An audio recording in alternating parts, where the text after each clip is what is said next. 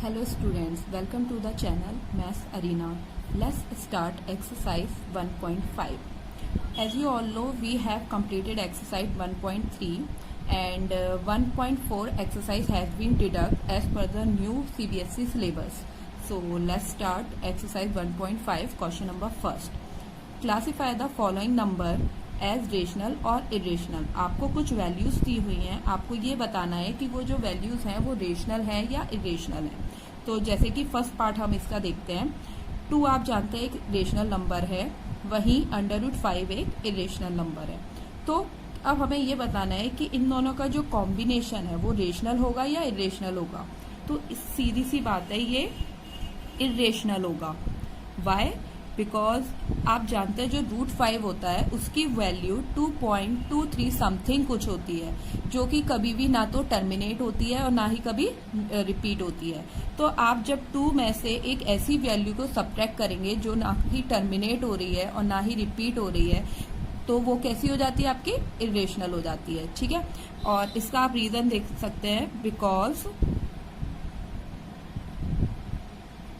√5 is irrational.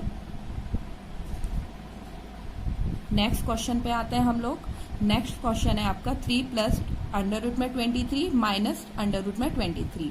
तो जैसा कि हम देख रहे हैं 3 एक रेशनल नंबर है और ये दोनों आपके रेशनल नंबर है. लेकिन अगर हम इसको सॉर्ट आउट करें तो देखिए ये प्लस का 23 है और ये माइनस का 23 है, जो कि कट जाएगा क्योंकि अपोजिट साइन है. तो केवल हमको क्या मिलता है, 3. और 3 एक कैसा नंबर है, 3 एक रेशनल नंबर है. तो आई थिंक इजली आपको समझ आ गया. नेक्स्ट क्वेश्चन पे चलते हैं. Next question number 3. क्योंकि ये डिवाइड में है और डिवाइड में इरेशनल नंबर्स आपस में कैसे हो जाते हैं, कैंसिल हो जाते हैं. तो हमें जो नंबर मिलता है वो मिलता है 2/7. And you know that this is the form of P/Q and P/Q is the form of rational number. तो जो आपकी वैल्यू आपको मिली है वो क्या है, आपकी एक रेशनल नंबर है. ठीक है. नेक्स्ट हम क्वेश्चन नंबर 4 को देखते हैं. 1/√2. तो √2 की भी वैल्यू आप जानते हैं क्या होती है. √2 की वैल्यू होती है आपकी 1.414 समथिंग, जो कि ना टर्मिनेट हो रही है ना ही रिपीट हो रही है. तो अगर आप ऐसे किसी भी नंबर का 1 में डिवाइड कर ही नहीं सकते जो ना तो टर्मिनेट हो रहा हो ना ही रिपीट हो रहा हो, तो ये भी आपका क्या हो जाता है, एक इरेशनल नंबर. ठीक है. नेक्स्ट हम पढ़ते हैं 2 पाई. तो पाई को जब हमने डिस्कस किया था नोट्स में कि पाई एक क्या है, इरेशनल नंबर है. और जब पाई एक इरेशनल नंबर का आप रेशनल नंबर में मल्टीप्लिकेशन करते हैं तो क्या आता है, वो हमेशा इरेशनल आता है. तो ये भी आपकी वैल्यू क्या हो जाएगी, इरेशनल. आई थिंक ये आपको क्वेश्चन नंबर फर्स्ट क्लियर होगा. नेक्स्ट क्वेश्चन नंबर 2 पे चलते हैं. Simplify each of the following expressions. तो अब आप इस क्वेश्चन के मैंने कुछ पार्ट्स लिए हुए हैं, फर्स्ट और सेकंड, और रिमेनिंग पार्ट इसके बिल्कुल सेम है. अगर आप ये वाले अच्छे से समझ जाते हैं तो आपको इसके नेक्स्ट पार्ट भी इजीली समझ आ जाएंगे. तो अब हमें क्या करना है, सिंप्लीफाई करना है. As you all know that कि what is the mean of bracket, that is multiplication. ठीक है. तो इसका मतलब जैसा कि आपने अलजेब्रिक एक्सप्रेशन में भी पढ़ा होगा कि जब ब्रैकेट्स दिए हो तो उसकी हर एक वैल्यू का मल्टीप्लाई हर एक वैल्यू के साथ होना चाहिए. तो इसको इजीली हम इस तरीके से भी लिख सकते हैं कि इस 3 का मल्टीप्लाई हमें इन दोनों नंबर्स के साथ करना है, प्लस जो हमारी नेक्स्ट वैल्यू है प्लस के √3 उसका मल्टीप्लाई भी पूरे ब्रैकेट के साथ करना है. ठीक है. हर एक जो भी ब्रैकेट की वैल्यू होगी उसका मल्टीप्लाई सेकंड ब्रैकेट के साथ, और ऐसी नेक्स्ट वैल्यू का मल्टीप्लाई भी सेकंड ब्रैकेट के साथ. और साइन का आप स्पेशली ध्यान रखें क्योंकि जो भी वैल्यू जिस साइन की होगी आपको वही साइन उसका मेंशन करना है. नाउ हम मल्टीप्लाई करेंगे. 3 दोनों ही एक रेशनल नंबर है. 3 का मल्टीप्लाई 2 में, 3 2 जा 6. अब यहाँ हम देख रहे हैं एक रेशनल है एक इरेशनल है, दोनों का मल्टीप्लाई हो नहीं सकता, तो हम इसको लिखेंगे 3√2. ठीक है. नेक्स्ट हम देखेंगे √3 का जब आप 2 में करेंगे तो ये भी हमें 2√3 देगा, प्लस अब √3 का √2 में करेंगे तो रूट के अंदर मल्टीप्लीकेशन वैल्यू हम लिख देंगे 3 2 जा 6, क्योंकि एक इरेशनल नंबर का मल्टीप्लिकेशन एक इरेशनल के साथ हो सकता है, लेकिन आपको रूट लगाना कंपलसरी है. अच्छा, इस चीज में एक आप नोट डाउन कर सकते हैं कि इरेशनल नंबर का मल्टीप्लाई जब आप इरेशनल नंबर के साथ करेंगे तो रूट तभी हटेगा जब वो वैल्यू कैसी हो, सेम हो. अगर यहाँ पे √3 का मल्टीप्लाई आपको √3 के साथ करना होता तो आपको क्या मिलता, 3 मिलता और रूट कैंसिल हो जाता। लेकिन अभी आपको √3 का मल्टीप्लाई √2 के साथ करना है। इस वजह से क्योंकि ये दोनों अलग अलग वैल्यूज है तो आपको रूट लगाना कंपलसरी है और आपका जो है वो रूट नहीं हटेगा और आप मल्टीप्लाई करके लिख देंगे। नाउ अगर हम देखें तो इस क्वेश्चन में कोई भी ऐसा पार्ट नहीं है जो सॉर्ट आउट हो सकता है। 3√2 एक अलग वैल्यू है, 2√3 एक अलग वैल्यू है, √6 एक अलग वैल्यू है, 6 बिल्कुल अलग वैल्यू है। ये 3 हमारे इरेशनल है और 6 हमारा रेशनल है, जो कि आगे सॉल्व नहीं हो सकता, तो ये हमारा आंसर हो जाता है। नेक्स्ट हम इसका सेकंड पार्ट देखते हैं। सेकंड पार्ट में भी आपको क्या करना है, वही सेम, पहले 3 का मल्टीप्लाई हम पूरे ब्रैकेट के साथ करेंगे और फिर प्लस के √3 का मल्टीप्लाई हम पूरे ब्रैकेट के साथ करेंगे। तो सेम अब मल्टीप्लाई वाला पैटर्न हम फॉलो करते हैं। इसमें आपको क्या करना है, 3 का जब 3 से करेंगे 9 और 3 का माइनस √3 से करेंगे तो -3√3, क्योंकि एक रेशनल पार्ट है एक इरेशनल पार्ट है, इस वजह से आपको मल्टीप्लिकेशन करके इसी फॉर्म में लिखना है। प्लस √3 का जब आप 3 से करेंगे तो यू गेट 3√3 सेम। अब यहाँ पे देखने की बात है कि प्लस के जब आप √3 का मल्टीप्लाई माइनस के √3 से कर रहे हैं तो जैसा कि मैंने आपको बताया था कि दोनों ही सेम वैल्यूज हैं, ये भी √3 है और ये भी √3 है, ठीक है।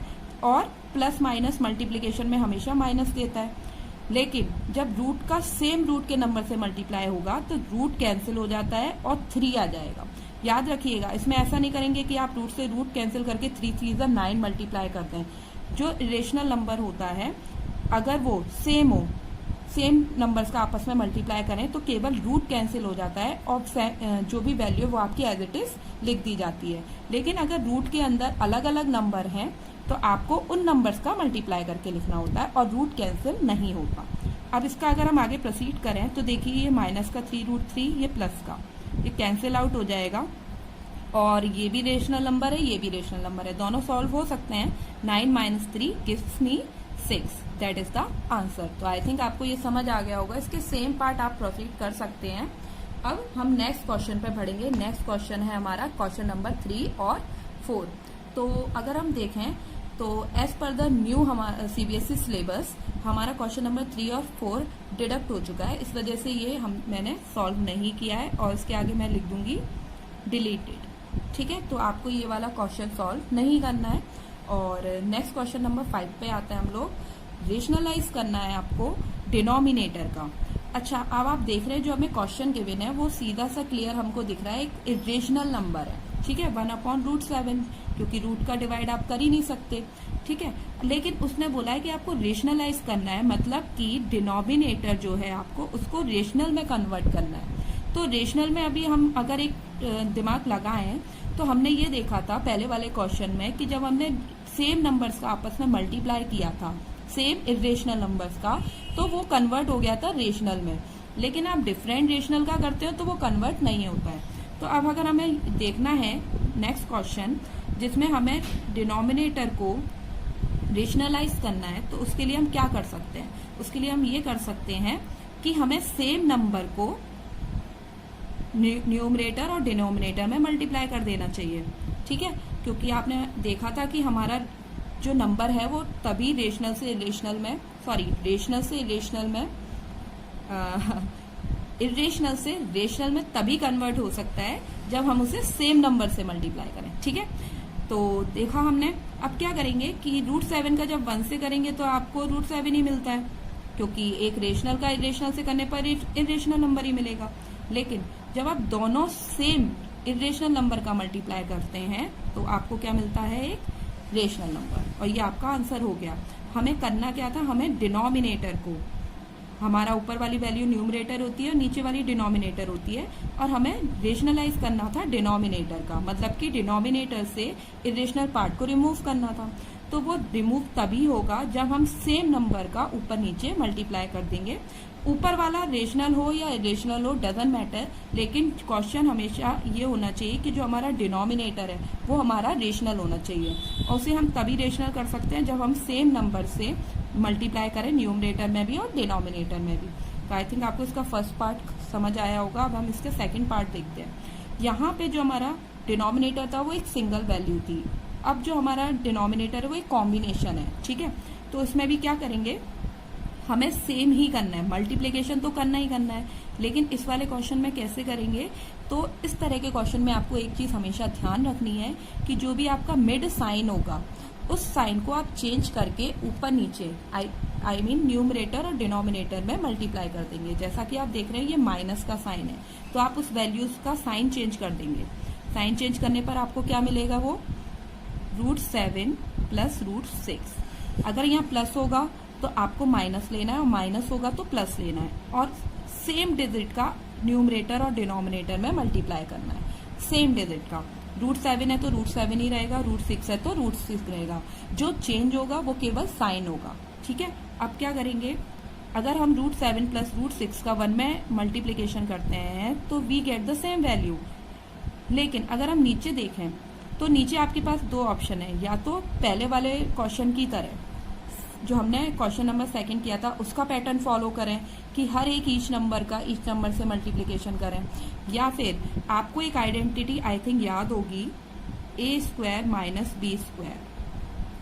ये हमने 8th क्लास में पढ़ा था कि अगर दो नंबर्स आपस में प्लस हो रहे हो और आपस में माइनस हो रहे हो तो वो हमारा ये वाला फॉर्म देते हैं, ठीक है।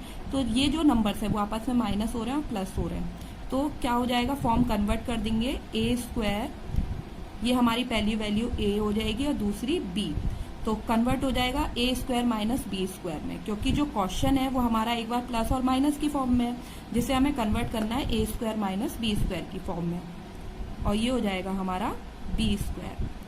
तो अब आप देखिए √7 का स्क्वायर, √7 के स्क्वायर का क्या मतलब होता है कि √7 का √7 से 2 बार इंटू, ठीक है। तो उससे आपको बताया था कि जब इरेशनल का सेम इरेशनल से इंटू करते हैं तो वही वैल्यू मिल जाती है हमको, ठीक है। और नेक्स्ट जब हम √6 से इंटू करेंगे तो हमें क्या मिलता है, 6, ठीक है, क्योंकि √7 के स्क्वायर का मतलब √7 इंटू √7। सिमिलरली √6 के स्क्वायर का मतलब √6 इंटू √6। तो √7 प्लस √6 अपॉन 1। आपने देखा कि जो हमारा डिनोमिनेटर था वो चेंज हो गया, किस में चेंज हो गया, एक रेशनल नंबर में, तो ये हमारा आंसर हो गया।